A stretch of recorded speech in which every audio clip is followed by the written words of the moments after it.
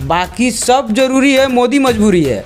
1200 रुपये gas cylinder कर दिए आप, जो हम लोग 275 रुपये कांग्रेस के समय में खरीदे हैं। जो सरकार फर्जीवाड़ा की, लोगों को मरवाई कोरोना के नाम पे, आज कोरोना वैक्सीन से मोदी जी का फोटो हटाया जा रहा है। क्यों हटाया जा रहा है भाई? देशभक्ति की बात करते हैं लोग, वो सबसे ज़्यादा देशद्रोही हैं। नटंकीबाज प्राइम मिनिस्टर हैं, ड्रामाबाज प्राइम मिनिस्टर हैं, देश को जाति पार्टी में बांटने वाले प्राइम मिनिस्टर हैं, रोजगार नहीं देने वाले प्राइम मिनिस्टर। रेलवे आपकी संपत्ति है, उन्होंने लिखवा दिया रेलवे अडानी की संपत्ति है, रेलवे अंबानी की संपत्ति है। जिस तरीके से आपको गुलामी की जंजीर में अंग्रेज़ों ने रखा, वही वाला जंजीर राजनेताओं ने आपको रख लिया है। तो शायद आज हमारे प्रधानमंत्री झूठे प्रधानमंत्री नहीं होते, वो अपने आप को कभी कहते हैं हम चौकीदार हैं, फिर कब वो पगला जाते हैं तो कहने लगते हैं चोर भी हैं।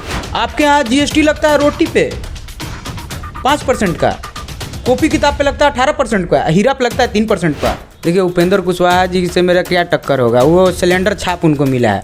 इतना गर्मी है, कब फट जाएंगे वो। काराकाट की सबसे बड़ी समस्या है बेरोजगारी और महंगाई। अगर मोदी जी ईमानदारी से चुनाव लड़ेंगे तो 4 सीट नहीं पार करेंगे। पवन सिंह के साथ आप जानते हैं कि मतलब कि महिला लोग कितने नखुश है कि पहिलकी के फांसी से मरवा दिए, दूसरकी में शायद आग लग गया। तो जो अपने घर और अपने परिवार के साथ कंप्रोमाइज कर रहे हैं, वो जनता के साथ क्या करेंगे वो तो जनता खुद समझ रहा है। अग्निवीर जो ये सबसे गलत योजना है, पूरे देश में आग लगी, टोल जला दिया गया, पूरा स्टेशन जला दिया गया। तो मैं युवाओं के लिए खेल का मैदान, युवाओं के लिए हर पंचायत में लाइब्रेरी, मिनी स्टेडियम की व्यवस्था की जाएगी, लाइब्रेरी की व्यवस्था की जाएगी, जिम की व्यवस्था की जाएगी। युवा नायक है तो सांसद और विधायक क्यों नहीं है?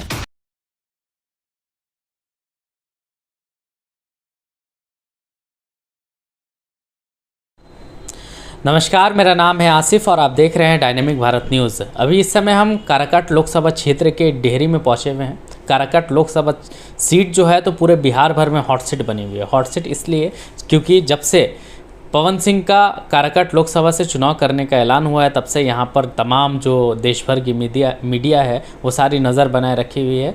और यहाँ पर अभी हमारे साथ इंदिरा राज रोशन जी हैं, जो कि काराकाट लोकसभा के भावी निर्दलीय प्रत्याशी है। ये निर्दलीय से अपना उम्मीदवारी घोषित किए हैं और ये निर्दलीय ये चुनाव लड़ रहे हैं।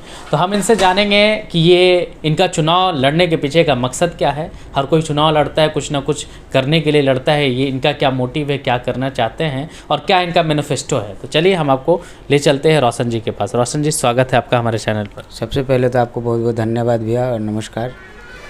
और मेरा सबसे पहले जो आप काराकाट के बारे में जानना चाहते हैं और जो ये हॉट सीट बना हुआ है, इसका आप भी जान रहे हैं कि हॉट सीट क्यों बना हुआ है। अगर लोग सिर्फ नाच गाना और प्रोग्राम में आएंगे तो हॉट सीट तो बन ही जाएगा। आप जान ही रहे हैं कि हॉट सीट बनने का कारण क्या है। यहाँ रोजगार और महंगाई और बेरोजगारी के लिए कोई हॉट सीट नहीं बना। यहाँ किसी ने बेरोजगारी महंगाई की बात नहीं की। यहाँ पे सारी पार्टियाँ बात कर रही हैं कि इसने ये किया, ये पार्टी ने ये चोरी किया, वो पार्टी ये चोरी किया। कोई पार्टी, कोई ये प्रत्याशी ये नहीं कह रहे हैं कि मैंने युवाओं को ठगा, मैंने युवाओं को बेरोजगार किया, मैंने युवाओं को नौकरी नहीं दी, मैंने युवाओं को 4 साल की नौकरी दी और अपने 5 साल की नौकरी लेकर बैठा हुआ हूँ। ये नेता कोई इस पे बात करने वाला नहीं है। अग्निवीर जो ये जो आपकी व्यवस्था आई है नई सैनिक और CRPF में, ये सबसे गलत योजना है, क्योंकि इससे युवाओं को सबसे ज़्यादा तकलीफ़ है। पूरे देश में आग लगी हो गई उस टाइम, पूरा टोल जला दिया गया, पूरा स्टेशन जला दिया गया। ये सारे चीज़ लोग भूल जाते हैं। पुलवामा अटैक जो हुआ हम लोग के यहाँ, उस पर कोई चर्चा नहीं है। देशभक्ति की बात करते हैं लोग, वो सबसे ज़्यादा देशद्रोही हैं।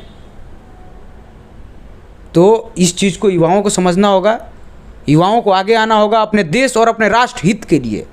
जब राष्ट्र रहेगा तब हम युवा रहेंगे, तब हमारे लोग रहेंगे। ये सब सारी चीज़ें हैं। और काराकाट की सबसे बड़ी समस्या है बेरोजगारी और महंगाई। यहाँ पे और भ्रष्टाचार तो इतना है कि हम आपको क्या बताएं। आपका मैनिफेस्टो क्या है, क्या क्या मैनिफेस्टो है आपका, किस मुद्दे पर आप चुनाव लड़ रहे हैं काराकाट से? मैनिफेस्टो, सबसे पहला मेरा मैनिफेस्टो है कि मैं अगर काराकाट का सांसद बनता हूँ तो सबसे पहले मैं यहाँ क्रेशर उद्योग आपका क्रेशर उद्योग जो पहाड़ है करवंदिया वाला, इसको चालू करना है। दूसरा चीज़ है मेरा डालमिया, जो विश्व का सबसे बड़ा इंडस्ट्री हुआ करता था एक समय में, जो बंद पड़ा है, जो काराकाट में हुआ करता था। हम रोकेंगे आपको। डालमिया के लिए आपको याद होगा प्रधानमंत्री जी 2019 में आए थे, उनका भी वीडियो है। उन्होंने उस वक्त भी वादा किया था चालू करने के लिए। बहुत सारे प्रत्याशी, बहुत 2-3 साल लगातार सांसद जी का आप बात कर दिए तो थोड़ा सा हम रुकेंगे जी। वो अपने आप को कभी कहते हैं हम चौकीदार हैं, फिर कब वो पगला जाते हैं तो कहने लगते हैं चोर भी हैं।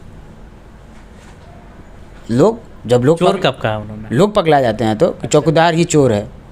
हम उनको नहीं बोल रहे हैं कि वो पगला जाते हैं, क्योंकि आप भी जानते हैं वो किस तरीके से काम करते हैं। और उन्होंने सबसे पहले आया तो सबसे पहले लोगों को विश्वास दिया कि मैं 15 लाख दूंगा, ब्लैक मनी लाऊंगा, जबकि सबसे ज़्यादा भारत का ब्लैक मनी बाहर चला गया।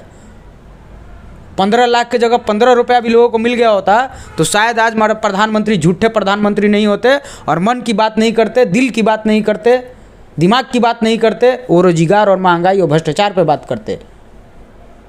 इस तरीके के हमारे जो प्रधानमंत्री हैं उनकी स्थिति है वो उनका। मैं कल छोटा सा इंटरव्यू देख रहा था, उन्होंने खास करके युवाओं को बारे में बोला कि मैं युवाओं से अपील करता हूँ। अरे युवाओं को तो आपने बर्बाद कर दिया। जो 14 साल के 2014 में युवा थे आज वो बुजुर्ग हो गए, उनको कोई नौकरी ही नहीं मिला। तो इस तरीके का हरकत है नरेंद्र मोदी जी का। आपको शायद मालूम होगा 25 तारीख को प्रधानमंत्री जी का कार्यक्रम होने वाला है। अच्छा। तो वो फिर आने वाले हैं, क्या उम्मीद क्या उनसे रखी जाए? उनसे कोई उम्मीद नहीं है हम लोगों की। वो आएंगे, ड्रामा करेंगे, नटंकी करेंगे। नटंकीबाज प्राइम मिनिस्टर हैं, ड्रामाबाज प्राइम मिनिस्टर हैं, देश को जाति पार्टी में बांटने वाले प्राइम मिनिस्टर हैं, रोजगार नहीं देने वाले प्राइम मिनिस्टर हैं, रोजगार पिता हैं। वो भीष्म पितामह हुआ करते थे और अब बेरोजगारों के पिता हुआ करते हैं नरेंद्र मोदी, जिन्होंने सबसे बड़ा काम क्या किया पता है आपको? रेलवे आपकी संपत्ति है, उन्होंने लिखवा दिया रेलवे अडानी की संपत्ति है, रेलवे अंबानी की संपत्ति है। और इससे दुर्भाग्य हम लोगों को क्या हो सकता है? युवाओं के लिए इससे ज़्यादा दुर्भाग्य क्या हो सकता है कि अपने उम्र में हम लोगों ने स्टार्ट किया तो देखा कि रेलवे अपनी संपत्ति है और आज पढ़ना पड़ता है कि रेलवे अडानी की संपत्ति है। तो ये नरेंद्र मोदी जी का है। अच्छा, आप पे अगर सांसद बनते हैं, जनता आपके ऊपर विश्वास करती है, तो पहली प्राथमिकता क्या होगी काराकाट लोकसभा क्षेत्र के लिए? देखिए, सबसे पहली प्राथमिकता जो है मेरी 2-3, देखिए काराकाट के साथ साथ भारत में जो किसान हैं, जो भूमिहीन किसान हैं, उनके लिए मैं ज़मीन देने का कानून बनाऊंगा, जो भूमिहीन किसान है। और जो दूसरा है मेरे पास ये है काराकाट के लिए, जो आपने विशेष तरीके से पूछा, तो मैं युवाओं के लिए खेल का मैदान हर पंचायत में दूंगा। युवाओं के लिए हर पंचायत में लाइब्रेरी, और आपको हर एक पंचायत में स्टेडियम, छोटा स्टेडियम, मिनी स्टेडियम की व्यवस्था की जाएगी, लाइब्रेरी की व्यवस्था की जाएगी, जिम की व्यवस्था की जाएगी। क्योंकि मेरे जो युवा वर्ग साथी हैं वो नशा से दूर हटें। जैसे पबजी की नशा है, उससे दूर है। पबजी खेलना और ग्राउंड पे खेलना, इसमें ज़्यादा अच्छा है। पबजी खेलने से क्या होगा? मानसिक गुलाम हो जाएंगे आप। जिस तरीके से आपको गुलामी की जंजीर में अंग्रेज़ों ने रखा, वही वाला जंजीर आज नेताओं ने आपको रख लिया है।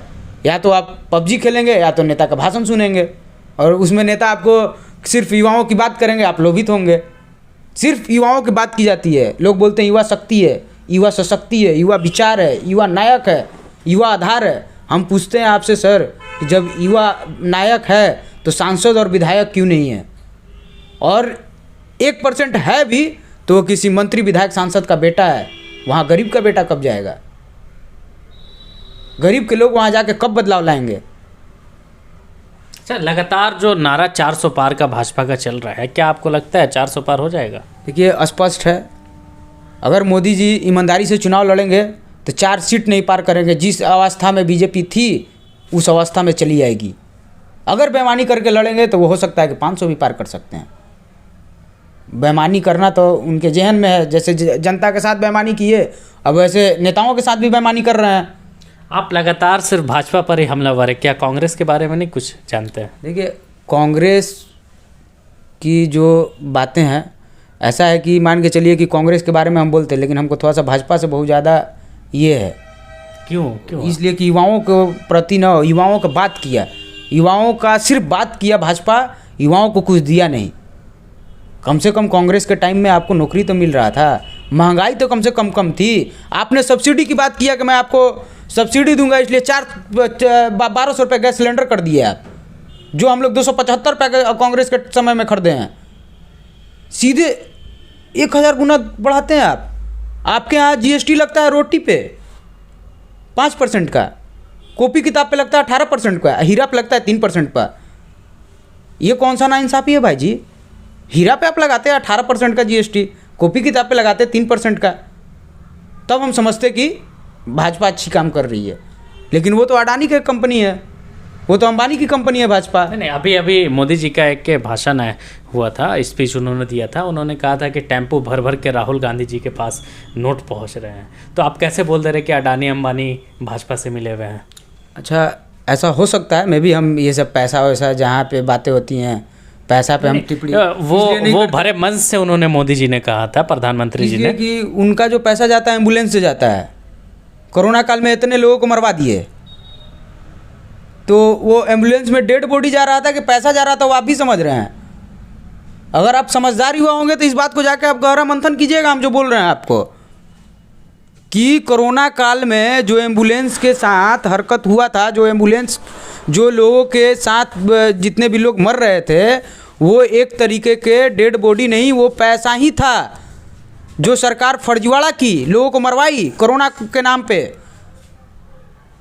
आज कोरोना वैक्सीन से मोदी जी का फोटो हटाया जा रहा है। क्यों हटाया जा रहा है भाई? क्योंकि लोग हार्ट अटैक करके भी अब मर रहे हैं, क्योंकि उस पर भी शायद उनको कमीशन बांधा होगा। अच्छा, हम आते हैं फिर से पुनः काराकाट लोकसभा क्षेत्र में। तो काराकाट में आपकी सीधी तौर पर टक्कर किससे है? पवन सिंह से है, उपेंद्र कुशवाहा से है, राजा राम से? मेरे टक्कर में कोई नहीं है, कोई नहीं। 40 पार है, हम 25-26 वाले हैं, और मेरे टक्कर में वो कब आएंगे? आपको लगता है कि वो 40-45 और 50 पार वाले, मतलब कि 25-26? पवन सिंह जब से एंट्री किए डेहरी में, तमाम हुजूम देखने को मिल रहा है उनके साथ। पवन सिंह के साथ आप जानते हैं कि मतलब कि महिला लोग कितने नाखुश है। एक वो अचानक हम गए थे एक क्षेत्र में, महिला बोलने लगी कि पहिलकी के फांसी से मरवा दिए, दुसुरकी में शायद आग लग गया, इस तरीके का शायद जहर खा ली थी, इस टाइप से लोग बोल रहे थे। और तीसरी वाली है जो कि महिला संगठन द्वारा उसको कंप्रोमाइज़ करके और यहाँ प्रचार करवा रहे हैं। तो जो अपने घर और अपने परिवार के साथ कंप्रोमाइज़ कर रहे हैं, वो जनता के साथ क्या करेंगे वो तो जनता खुद समझ रहा है। हाँ, एगो कहावत सुने कि नहीं कि जहाँ गुड़ रही वही जो चीटी लगल सन। भोजपुरी में एक कहावत है कि जहाँ गुड़ रही वही जो चीटी लगी है सन। तो अभी वो गुड़ के काम कर रहे हैं, और काराकाट के जनता जनार्दन अभी थोड़ा सा अपना उपेंद्र कुशवाहा जी, उपेंद्र कुशवाहा टक्कर नहीं है आपके? देखिए, उपेंद्र कुशवाहा जी से मेरा क्या टक्कर होगा? वो सिलेंडर छाप उनको मिला है, इतना गर्मी है, कब फट जाएंगे वो किसी को नहीं पता है, उनको खुद नहीं पता है कि हम कब फट जाएंगे, तो वो क्या टक्कर लेंगे? वो खुद 56 से 60 साल के हो गए हैं। नहीं, एनडीए प्रत्याशी हैं और प्रधानमंत्री जी भी आ रहे हैं उनके लिए वोट मांगने के लिए, तो कहीं ना कहीं तो इफेक्ट पड़ेगा ना। सबसे पहला कि प्रत्याशी देखा जाता है। अगर प्रधानमंत्री सिर्फ किसी के प्रचार कर देने से अगर उसको सांसद बना लेते हैं, तो ये जनता का सबसे बड़ा दुर्भाग्य होगा कि उन्होंने उनके नाम पर उनको वोट कर दिया। अभी तक तो ऐसे ही होता आ रहा है ना, मोदी जरूरी है और बाकी मजबूरी है। नहीं, मोदी जरूरी नहीं है, बाकी सब जरूरी है, मोदी मजबूरी है। मोदी आज मजबूर कर दिया है सबको कि आप लोग नहीं जाओगे तो हम आप लोग को ठग लेंगे। और जनता के साथ क्या है, मत देता है कहीं और, मत चला जाता है कहीं और। लेकिन हम लोग इसको बदलेंगे। जैसे ही हम लोग सांसद बन के जाते हैं तो हम लोग मोदी से सवाल करेंगे कि मोदी जी, आपकी वो 56 इंच की सीना कब 26 इंच में कन्वर्ट हो गई? आपने 300 पुलवामा वाले जो शहीद हुए आर्मी, उनका क्यों नहीं अभी तक कुछ एक्शन लिया है? आप तो कहते थे कि आप एक मारोगे तो हम 12 मारेंगे, तो वही खाली मारने की नाम थी, काम कुछ नहीं है उनका धरातल पे कोई काम नहीं है। वो बोलते हैं गरीबी हटा देंगे, वो गरीबों को हटा दिए हैं। आज गरीब तड़प रहा है, मर रहा है, लेकिन वही स्थिति में चला गया जब अंग्रेज आपको बांध के माड़ भात देते थे और मोदी जी आपको खुला माड़ भात दे रहे हैं। मेरा आखिरी सवाल होगा आपसे, आप जनता से क्या अपील करना चाहेंगे? जनता से सबसे पहले तो मैं काराकाट के सभी जनता को अपना प्रणाम कहूँगा, और जनता जनार्दन से ही अपील करूँगा कि आप अपने बेटा को सांसद बना के भेजें, कि आपको आवाज़ को वहाँ मजबूत किया जाए। और ये जो नेता लोग आ रहे हैं इनसे बचें, इनके दलालों से बचें, खास करके जो राजनीति में दलाल आ गए हैं इनसे बचें, और अपना मत सोच समझ के दें। मत ही आपका सबसे बड़ा मजबूती है। अगर आपका मत अच्छा होगा तो आपकी मति भी अच्छी होगी। अभी आपने सुना काराकाट लोकसभा से निर्दलीय प्रत्याशी इंद्रराज रोशन जी को। इनका साफ तौर पर भाजपा के ऊपर निशाना था। भाजपा पर इन्होंने कई सारे सवाल दागे और इनका कहना है कि युवा वर्ग को लाया जाए और काराकाट को बचाया जाए। ऐसी वीडियो के लिए हमारे साथ बने रहें। अगर यह वीडियो आपको अच्छा लगा हो तो हमारे चैनल को सब्सक्राइब जरूर करें। धन्यवाद।